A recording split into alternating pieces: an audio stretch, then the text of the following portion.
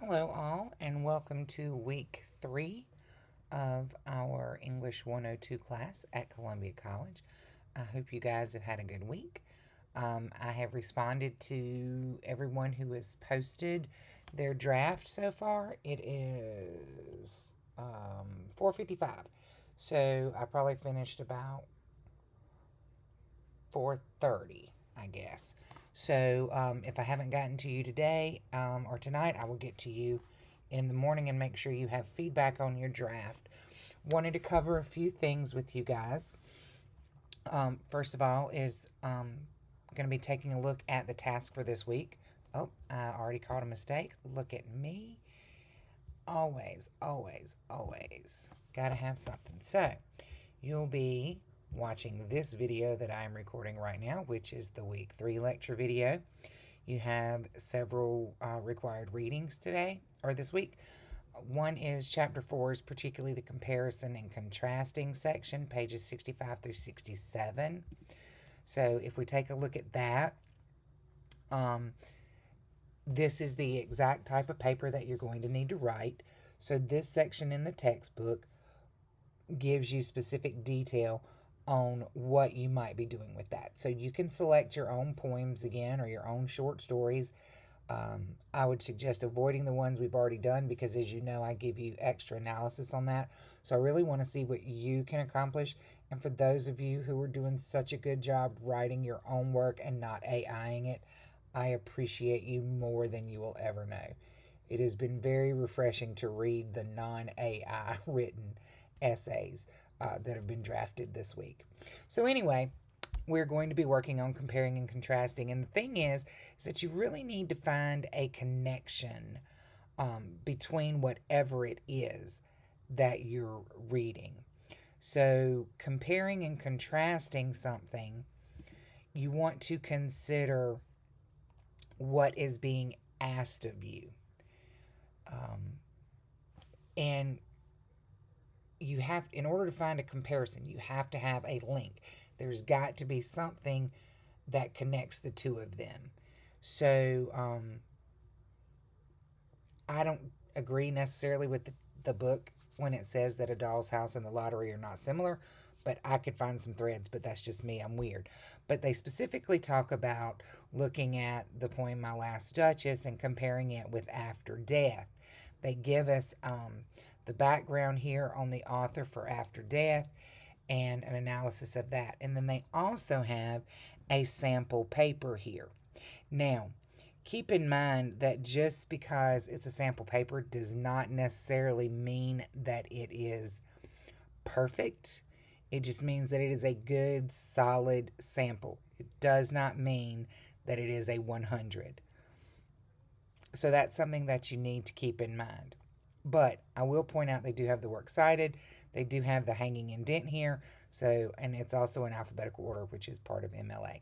Now, these footnotes right here are actually the textbook commenting on points that they want you to see from each of these paragraphs. This is a super short one, so yours needs to be longer than this. This is what you're going to be doing after you get this week's draft done. So I'm not going to spend too much more time here. But that's a good overview for the compare and contrast, okay?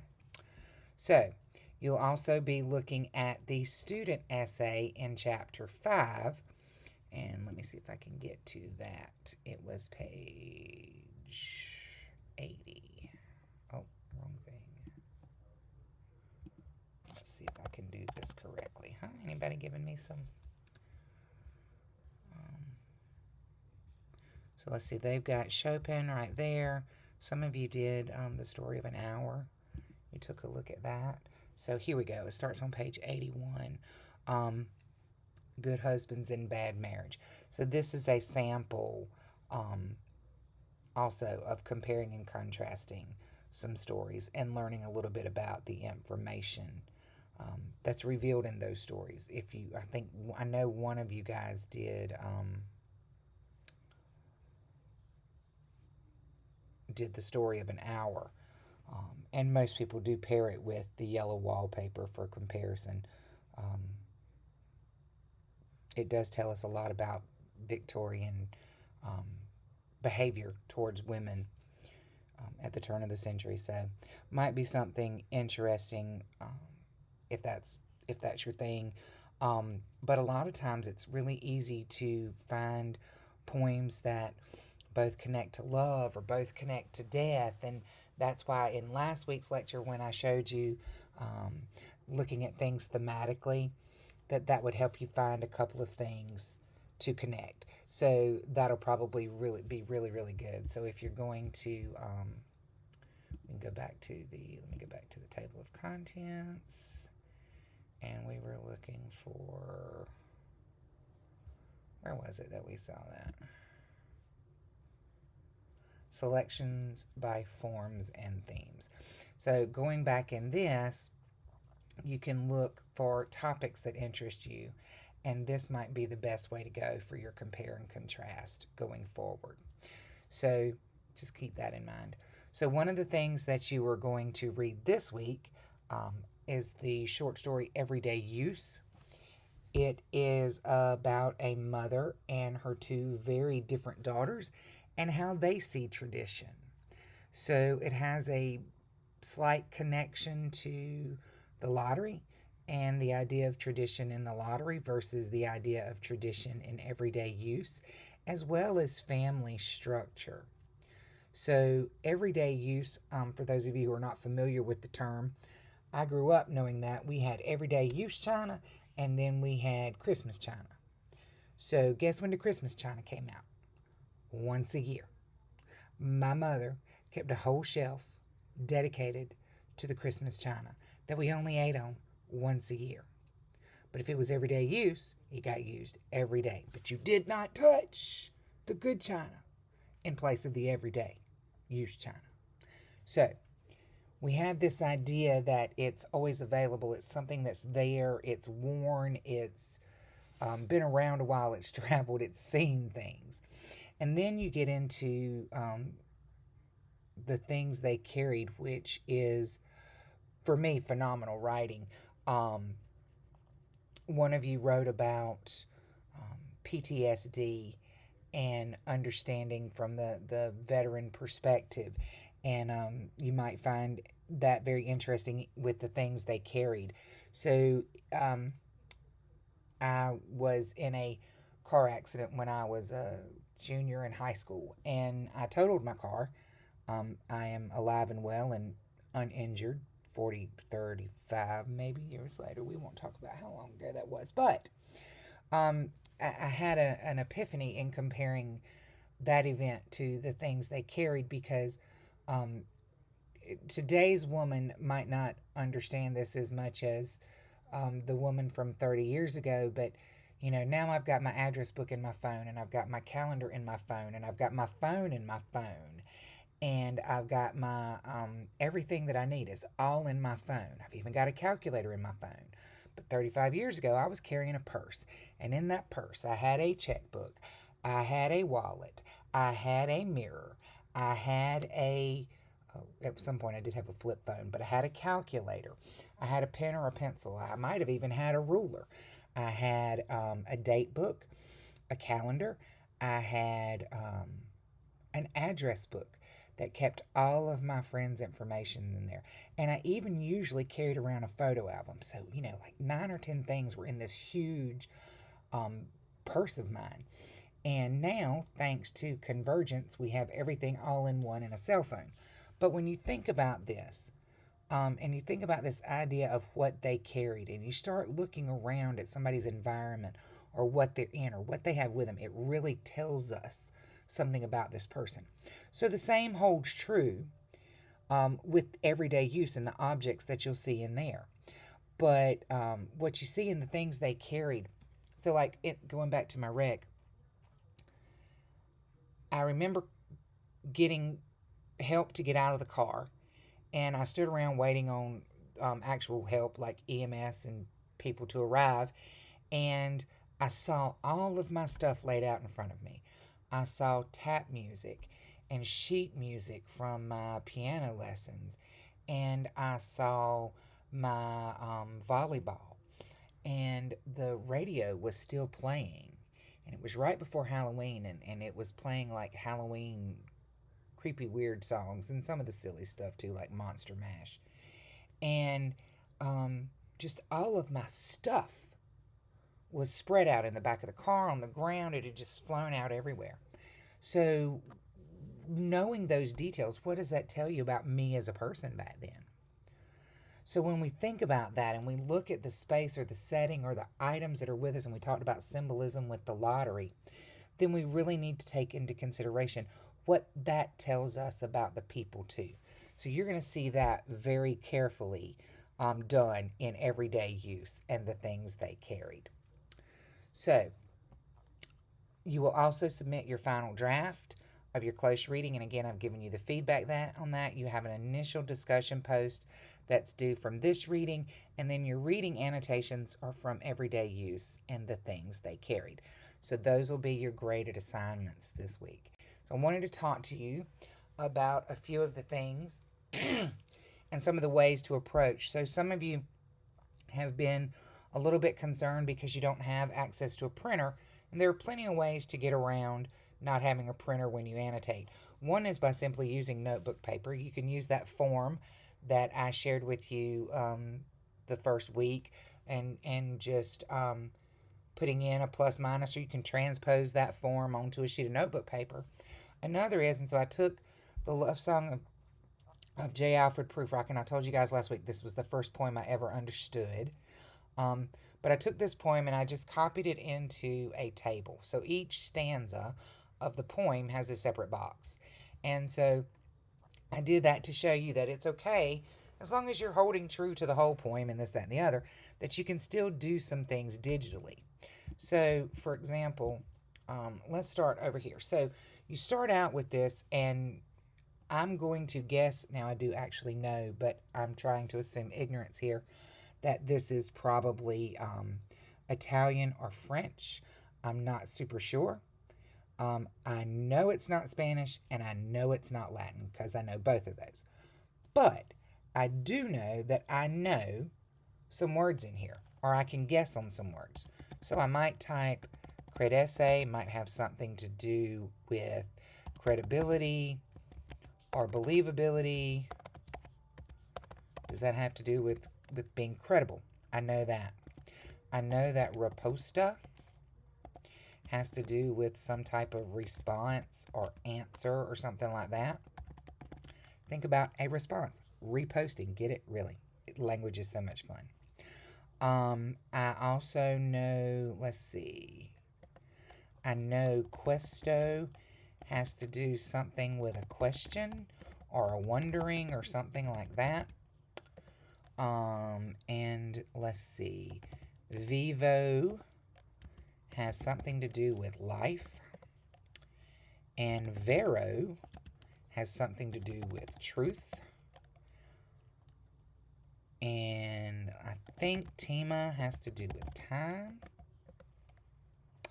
And then, of course, respondo. I'll just go write that one back up here because that has to do with this one too.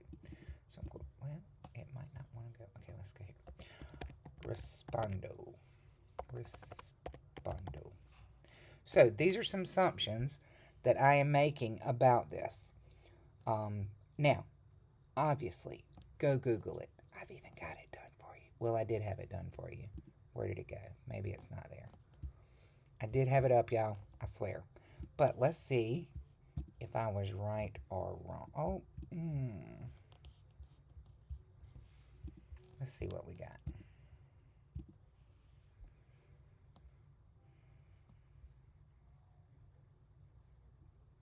Oh, here we go. Okay. So,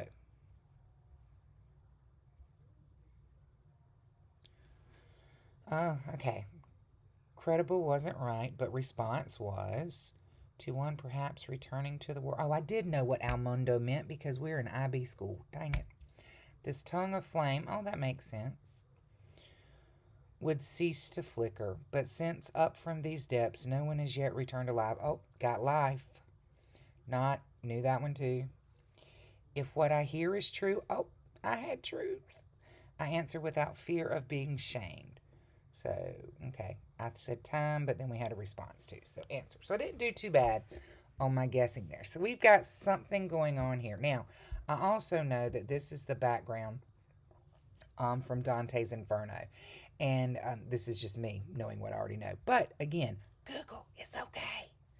Um, it's a character from Dante's Inferno um, who is saying basically, if he's asked the secret of life and he's in hell and he says, well, I would tell you, and I normally wouldn't tell anybody in case there's a chance that they would have to that they would get to return to Earth and then could tell everybody the secrets. But since no one has yet returned to Earth, then I get to tell you. So nobody has ever recovered from death.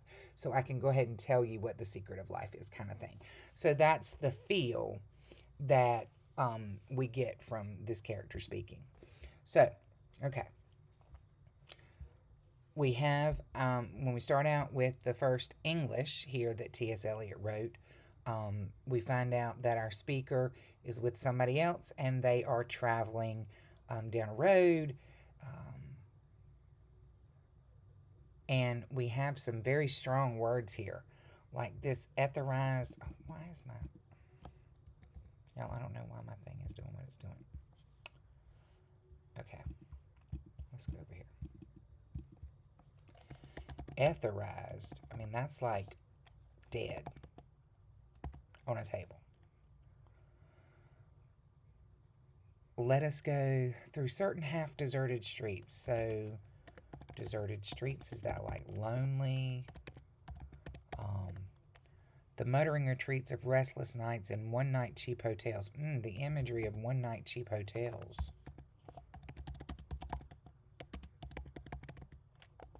That's like, I'm thinking like, I mean, do I have to spell it out? Hopefully y'all get that. Okay. The muttering retreats of restless nights and one-night cheap hotels and sawdust restaurants with oyster shells. Streets that follow like a tedious argument of insidious intent to lead you to an overwhelming question. So it seems as if this is not a very good tone, a little bit dark. And all of these events are occurring and it's leading to a question. And when the question is asked,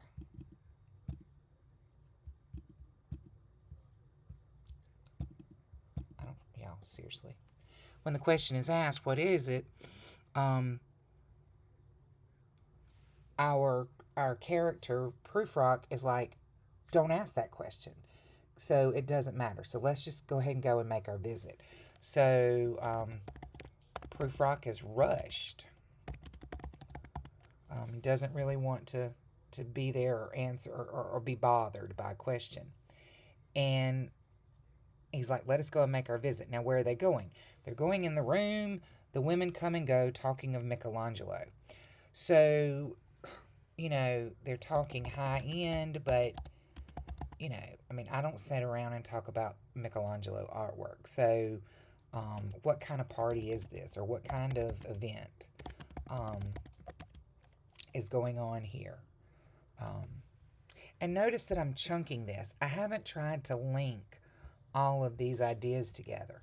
And that's important because we have to look at these as separate entities, piecemeal, and put these jigsaws together.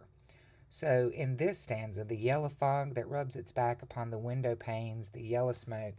So I've got yellow repeated. The yellow smoke that rubs its muzzle on the window panes. So two things here, rubs its back and muzzle, make me think of a cat. And then, of course, I see licked its tongue into the corners of the evening, so that adds to this cat metaphor that might be here.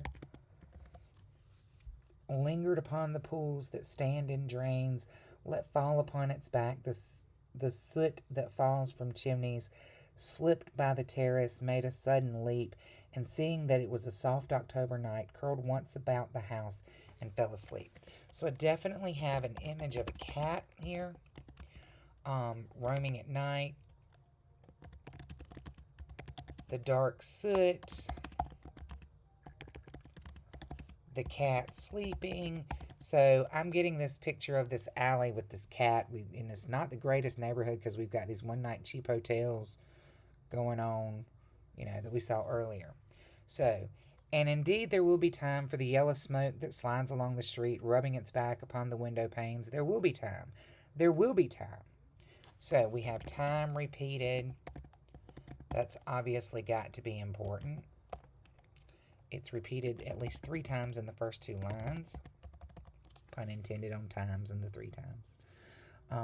To prepare a face to meet the faces that you meet, there will be time to murder and create, and time for all the work and days of hands. So when I see this, there will be time to murder and create. That reminds me of the Bible verse. I believe it's Ephesians. But now I have to go Google. Bible verse Ephesians. A time for every purpose. Let's go Google.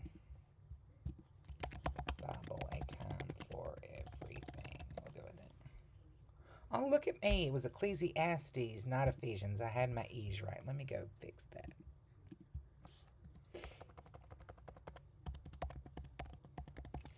But in Ecclesiastes, it goes on to say that there's a time for everything and seasons for everything. And it talks about good and bad and this dichotomy of life and death and good and evil, and a time to create war and a time to back off from war and a time to mourn and a time to cry and a time to love. And it just keeps on going in this fashion. So we've definitely got this idea that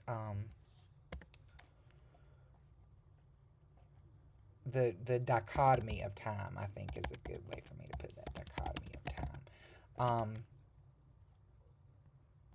The allusion to the Bible verse, I think, is very important here because it tells us something about our author, our poet. T.S. Eliot was obviously well versed in the Bible to be able to make this reference, but also to see that it was relevant. So the poet is saying that we have time for good and bad. We have time to meet these people. So they're obviously going to this party, but we also have time to murder, which is ending a life, and to create, which means to create a life, and a time for work, and then to, leave your hands alone kind of thing. So he's got a lot going on here. He says, but a day of hands that lift and drop a question on your plate. Time for you and time for me, and time yet for 100 indecisions and for 100 visions and revisions before the taking of a toast and tea.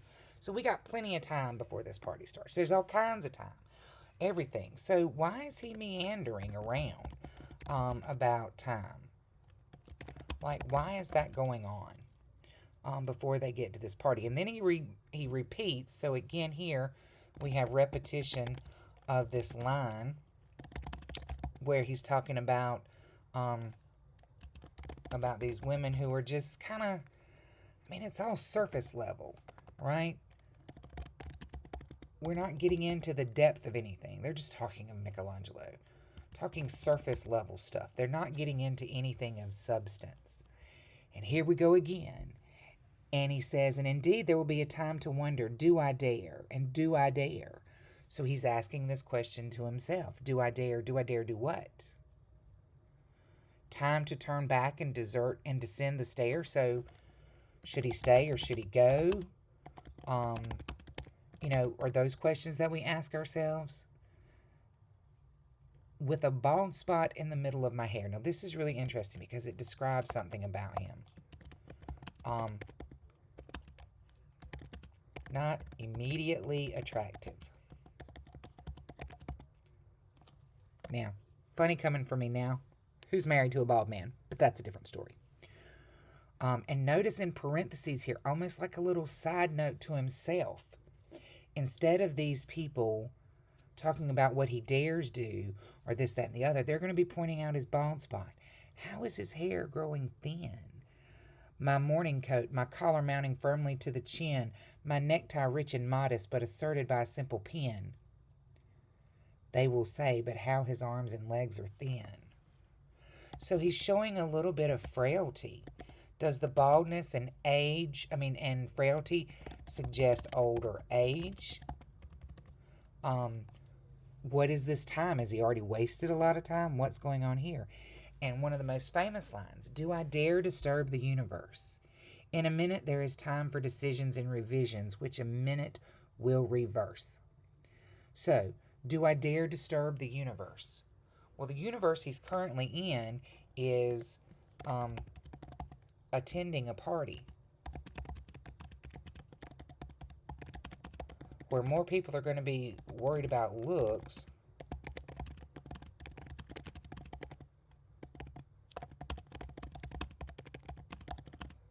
than whatever it is that he's daring to do. But think about this. Think about how many times in a minute there is time for decisions and revisions, which a minute will reverse. So you can do something 1 minute and then turn around and do something that's going to wipe it out the next. Then our speaker says, for I have known them all already, known them all, have known the evenings, mornings, afternoons. I have measured out my life with coffee spoons. So again, this is mundane stuff, like coffee every day. Measured out my life with coffee spoons. That's just so mundane. I know the voice dying with a dying fall beneath the music from a farther room. So how should I presume? So he's saying, so what should I do? What should I guess? What should I try? And I have known the eyes already, known them all, the eyes that fix you in a formulated phrase. So that means people are looking and already have an idea. The eyes that fix you in a formulated phrase. So they've already formulated an opinion about you.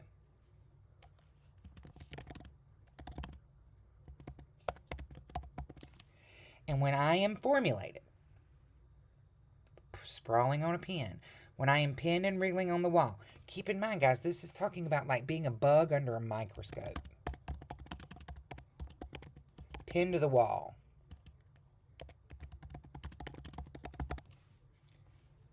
Then how should I begin to spit out all the butt ends of my days and ways, and how should I presume? What should I do? Should I stay the course?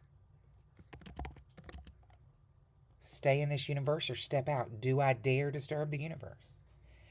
And I have known the arms already, known them all. Arms that are braceleted and white and bare, but in the lamplight downed with light brown hair. Is it perfume from a dress that makes me so digress? Arms that lie along a table or wrap about a shawl. And should I then presume? So he's definitely thinking about women here. About being distracted by women.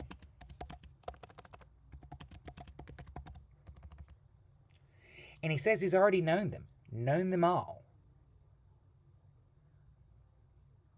All of them. And he even mentions the lamplight. So he's probably thinking about past experiences. We're going to leave it now. I'm not going to type in all that other stuff because y'all get where I'm going with that, right? But he says, and should I then presume, and how should I begin? Like, what should he do in this position? Shall I say I have gone at dusk through narrow streets and watched the smoke that rises from the pipes of lonely men in shirt sleeves leaning out of windows? Now think about that again. So he's already talked about the slightly deserted streets and the cheap one-night hotel rooms. And now we have this picture of lonely men in shirt sleeves. So keep in mind, back in the day, men wouldn't have walked around with their T-shirts on. This would have been an end-of-the-day laborer who's leaning out of the window, maybe to get fresh air, maybe talking to his neighbors. So this is telling us about something that he's passing through and he's seen, because he says he's watched all of this. The men who are sitting there smoking their pipes after a long, hard day. And then he says, I should have been a pair of ragged claws scuttling across the floors of silent seas. So he's basically saying, I should not have been a person. So he's looking at these other men in the condition that they are in.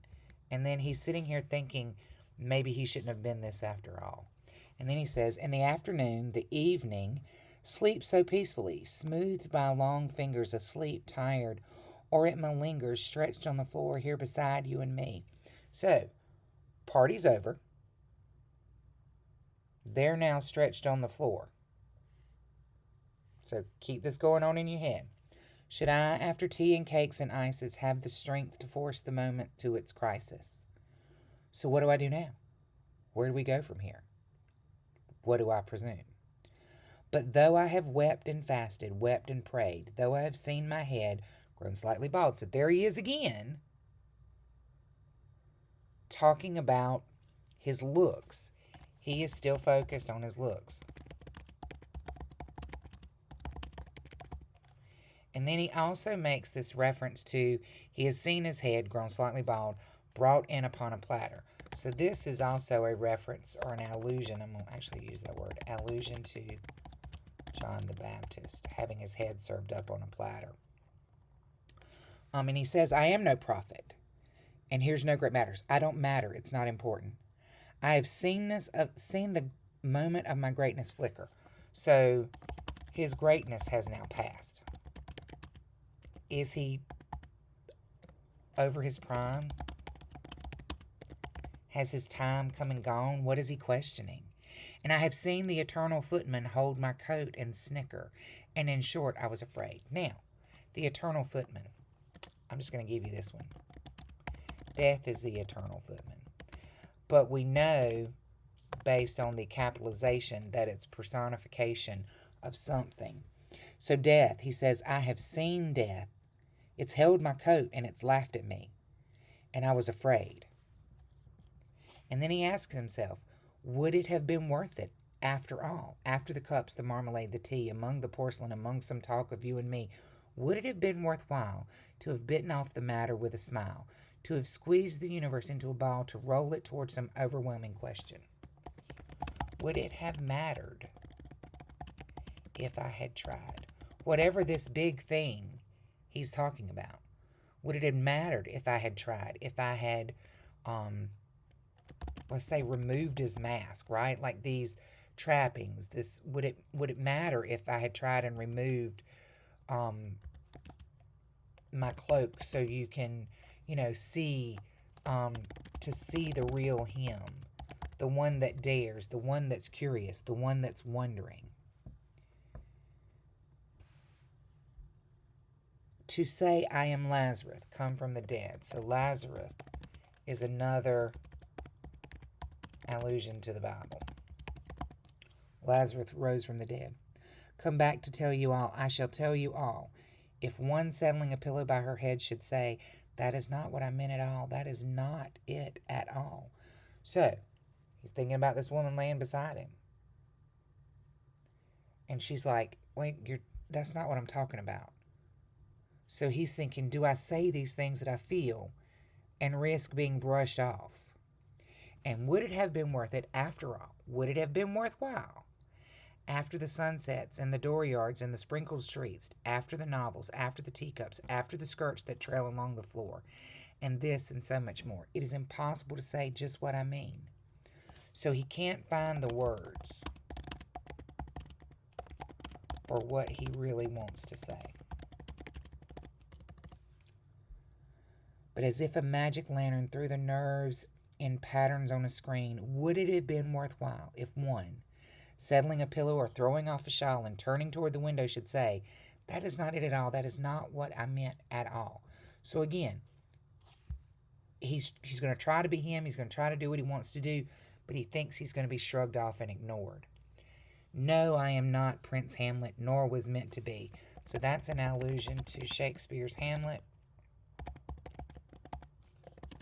Hamlet was a tragic hero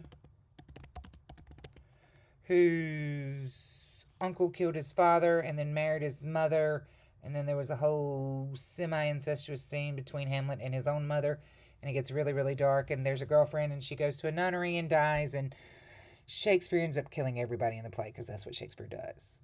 So, if you know Hamlet, you know. Is Prufrock a tragic hero.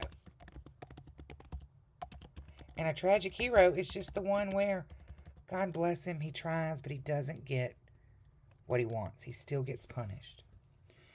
Am I an attendant lord, one that will do to swell a progress, start a scene or two, advise the prince, no doubt an easy tool, deferential, glad to be of use, politic, cautious and meticulous, full of high sentence, but a bit obtuse, at times indeed almost ridiculous, almost at times the fool.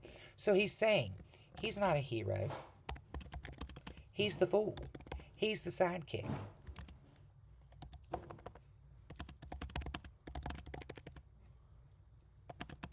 He's the sidekick. He's the jokester. He's the one that, brings the entertainment. And then here we see, as these paragraphs have gotten shorter, as these stanzas have gotten shorter, right here he tells us he is old. And he repeats it. I shall wear the bottoms of my trousers rolled. Shall I part my hair behind? Do I dare to eat a peach? I shall wear white flannel trousers and walk upon the beach. I have heard the mermaids singing, each to each. So guys, think about what happens to us as we age. This is him pondering. He's wondering, what are his options now? At this point in his life, has it already passed him by? Now, if you know anything about mermaids, you could also say that this is an allusion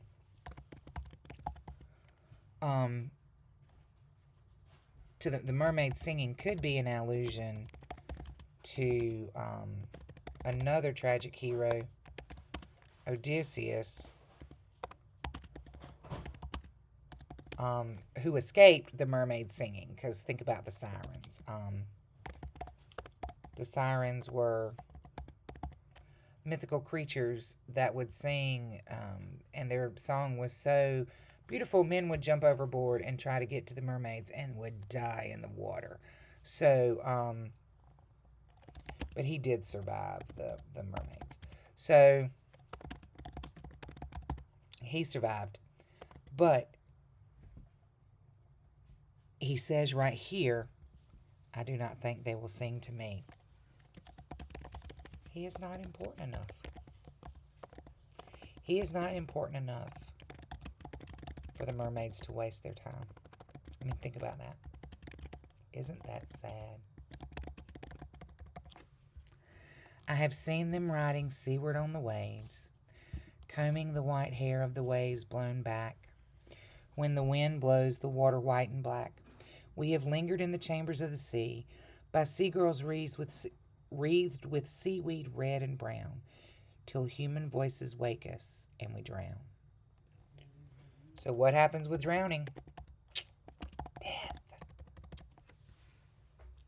So, if I had to sum up this poem in that one quick read, we've got a man who's gone to a party. He's questioning who he is and what he is and why he is and what's going on and what is he going to do about it. And is he going to give up, or is he going to find his courage and try? Will he dare disturb the universe and be who or what or how he wants to be? Or is he going to continue to live for whatever little bit of time he may have left in the shadow of the surface level stuff? He's wearing the nice clothes. He's going to the right parties. He's hanging with women who are braceleted, which meaning they're wealthy, and they're talking about really important stuff like Michelangelo. They're doing all this, but what does it matter? So that's one interpretation and one way to annotate. Hope that helps you in some of yours. One more that I want to talk about is the death of the ball turret gunner. Some of you have been asking questions about what is an interpretation, why does it matter, and what do you do about it? So I wanted to go through a strategy for this and show you some parallels, because again, it's going to be about the evidence that you find. So when we're looking on a surface level, notice I just talked about the surface, but when we look at things literally and we talk about the death of the ball turret gunner.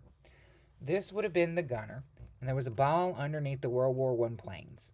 And it was like this, and it had a gun on it. See it like over there? So it's like a mini upside-down tank kind of thing on the bottom of a plane. And a person would sit in this, and this was called the ball turret because it could rotate around. And think about a turret on a castle, how it's all round, and you can see 360 degrees. So this was a ball turret. It would go around. The gunner, this person, would be in here, and then they could fire at whomever in whatever direction they needed to. So, literally, we have the death of the ball turret gunner. So, interpretation 1 asks us about the title, and we say, basically, a soldier dies. Okay, right? I mean, you got a problem with that? The death of the ball turret gunner. A soldier dies. From my mother's sleep, I fell into the state, and I hunched in its belly till my wet fur froze. 6 miles from earth, loosed from its dream of life, I woke to black flak and the nightmare fighters. When I died, they washed me out of the turret with a hose. So, the title, we knew the soldier was going to die, and he tells us, when I died. So, we look at line 1. From my mother's sleep, I fell into the state. So, if we're holding on to this soldier interpretation, then we have he left his mother, and the state, meaning the government, took him to war. And then in line 2, and I hunched in its belly till my wet fur froze. So, belly could be the turret, the ball turret, I'll be specific.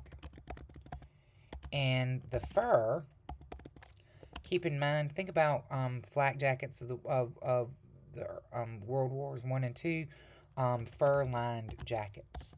So he could have had some fur on him. Okay? So, line 3. 6 miles from Earth, loosed from its dream of life. So, flying above Earth.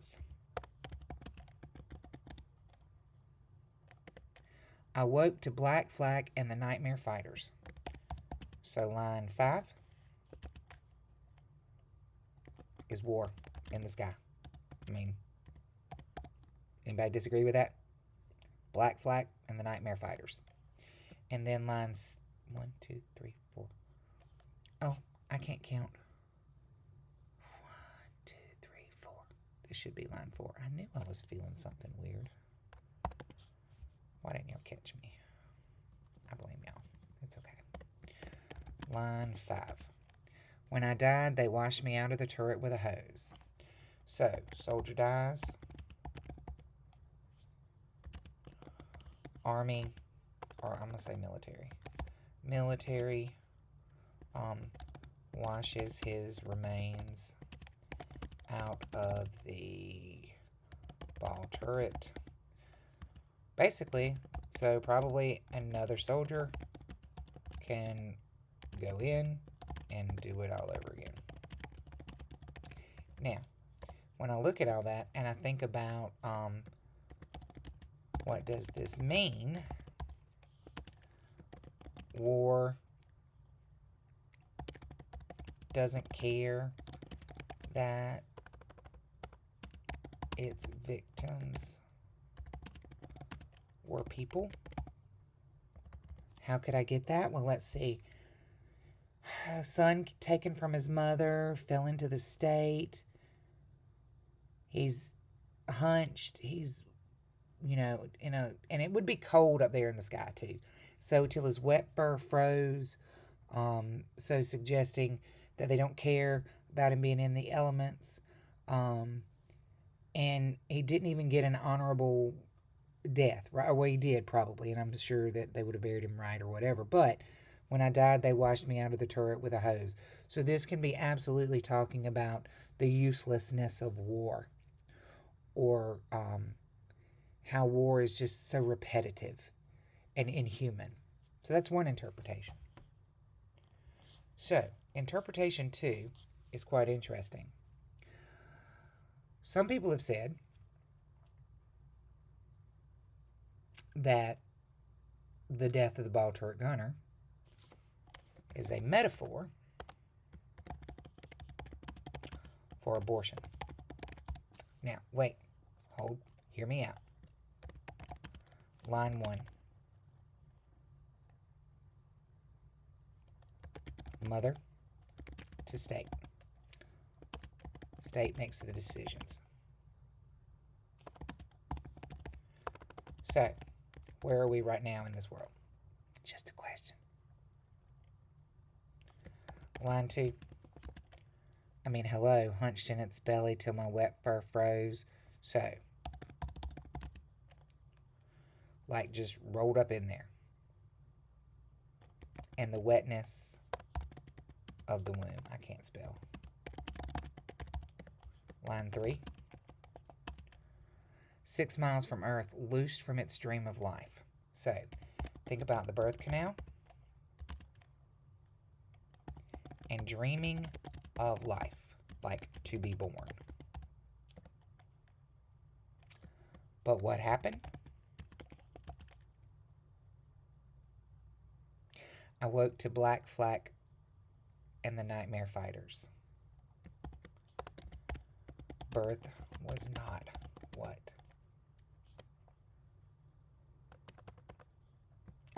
Did not get a pretty birth. Line 5. When I died, they washed me out of the turret with a hose. So if the turret represents the belly, then washing out with a hose might indicate a medical procedure. So, if I'm thinking about this and I want to, what does this poem say about abortion? I'm going to say that it, let's see, I'm going to write, what does this mean again?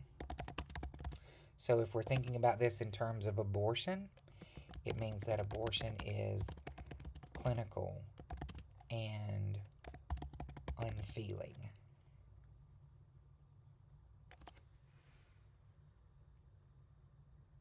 I could have other interpretations. I'm not even telling you that's my interpretation. I'm simply telling you, as I did with my Papa's Waltz, that there could be multiple interpretations. But if you can find the evidence, you can make your argument. So, let's take one more look at the class. Okay. So, submit your final draft, initial discussion post, reading annotations due. Let's go back to the modules, go over the assignments very quickly. So, your final draft assignment you already know, and your Week 3 reading annotations are necessary as well. You've got your Week 3 discussion topic. I want to go here and talk about some things in the essay that I've added in here. These are some issues that I saw with your drafts that you submitted. You need to make sure you're using in-text citations, so cite the lines of the poems. You need to have a complete works cited page using a hanging indentation. Use MLA formatting. If you have doubts about it, Google can really help you out with that. You can only use Word or Google Docs for uploading the essay, so no PDFs, because I have to be able to run plagiarism and anti-AI report on it. So please take care of that for me. And then make sure in your essay you avoid first and second person personal pronouns like I, you, we, us, me, my, our, you or your. Avoid contractions. So instead of saying isn't, say is not. Instead of saying theirs, say there is. And then some of you, and I've mentioned this in the personal comments that I gave you on your on your papers, some of you have some vague language. So you're using terminology that is either not germane, not relevant to the topic, or it's just like you're trying to use big words, but you're not explaining them in there. So you want to make sure that you clean that up. So if you guys have any questions for me, as you have found out, I am available via email or text, and I will talk to y'all soon.